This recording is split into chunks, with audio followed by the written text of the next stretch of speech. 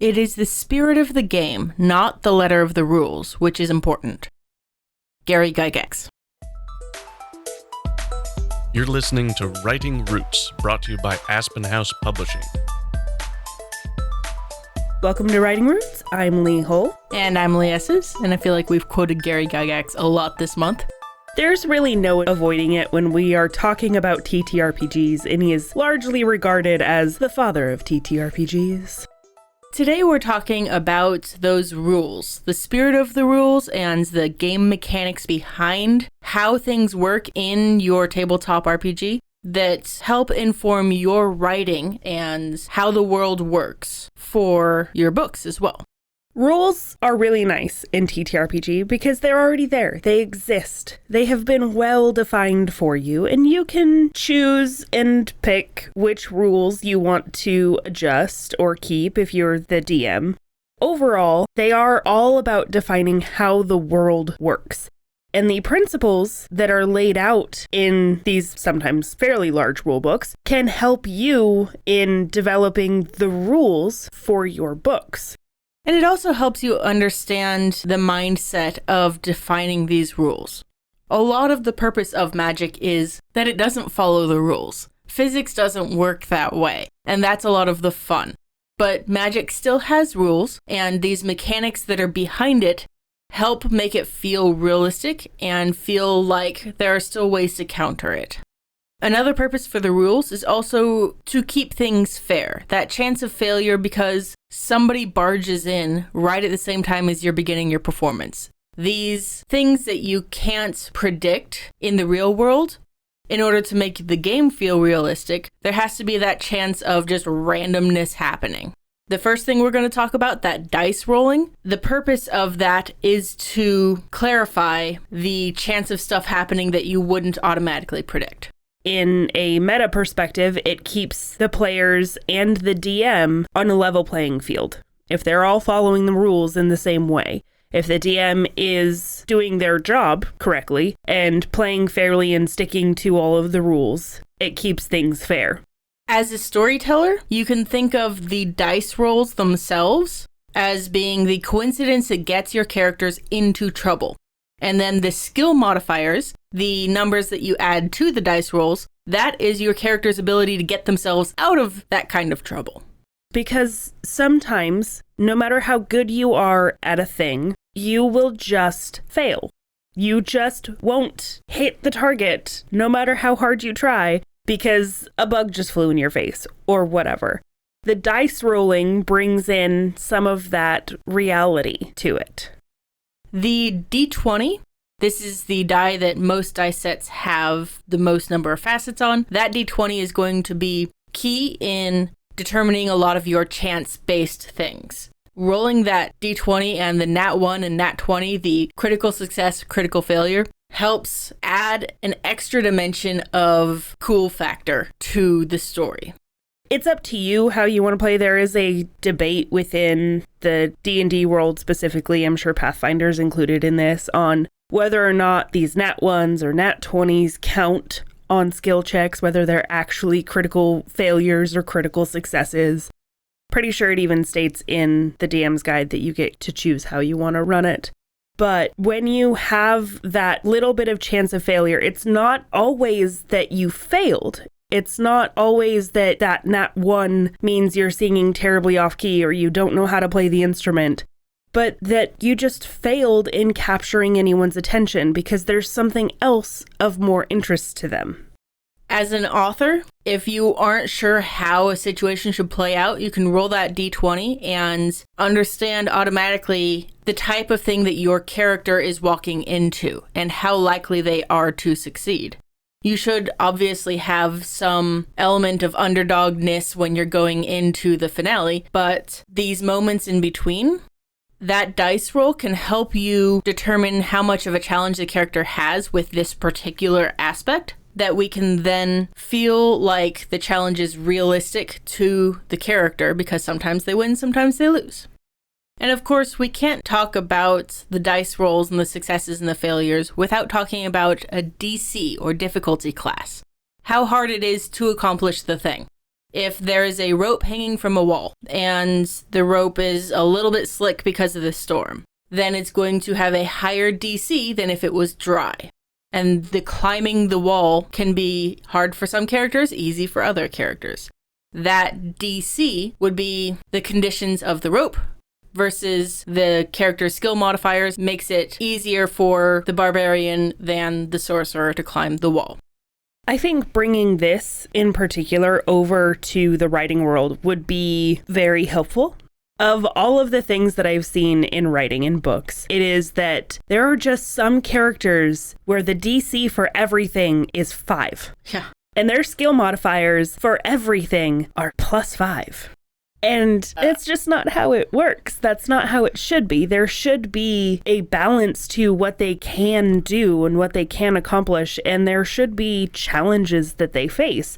And DCs are a really good way to set that up for yourself.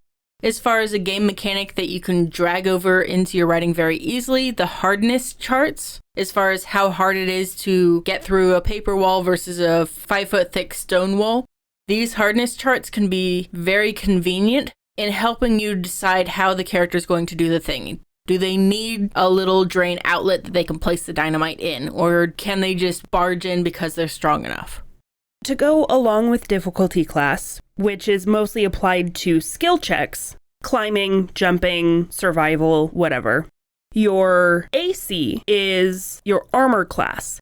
This is how hard it is to hit and deal damage. In some tabletop games, they allow for different kinds of AC. If the spell just has to hit the armor versus if the arrow has to penetrate through the armor. These are different levels of difficulty of hitting the same armored person. That can get kind of in the weeds as far as what we're talking about today, but it can help you imagine exactly how the hit lands. I think it's also good to know the breakdown of what goes into AC, because it's not always just how good their armor is. Look at a monk. They don't wear any armor. Barbarians don't really wear any armor either, because they have bonuses for not wearing it. They have dexterity that allows them to move very quickly, so if they have an attack coming at them, their high dex score allows them to get out of the way. And so that is contributing to their armor class, even if they aren't wearing armor. It is a still form of protection for themselves. So knowing the principles behind what their AC would be in the story will help you in fight scenes determine whether they get hit or whether they move out of the way. Another thing to consider when trying to hit a person is the size difference between the person being hit and the person doing the hitting. If a huge dragon is trying to chomp at a tiny fairy, they're going to have a hard time getting to it because it's so freaking tiny. So when you're looking up ways to apply hitableness to the characters in a way to define that, most TTRPGs have a size modifier chart that you can use to adjust these numbers and figure out how hard it is for your dragon to attack this fairy. And overall, there are a lot of useful charts to use. One of the things that might happen in your book is needing to defend a wall, but they have to get to the wall in time. So how fast can people run? How much space can they cover in a single 6-second turn? The average is 30 feet per action, so most people can make it 60 feet in 6 seconds. Now, there are obviously some classes, races, whatever, that adjust that. Your little gnome with their little legs. They're not going to make it as far as fast because they've got little legs. But that's one useful chart that you can bring over is movement speed.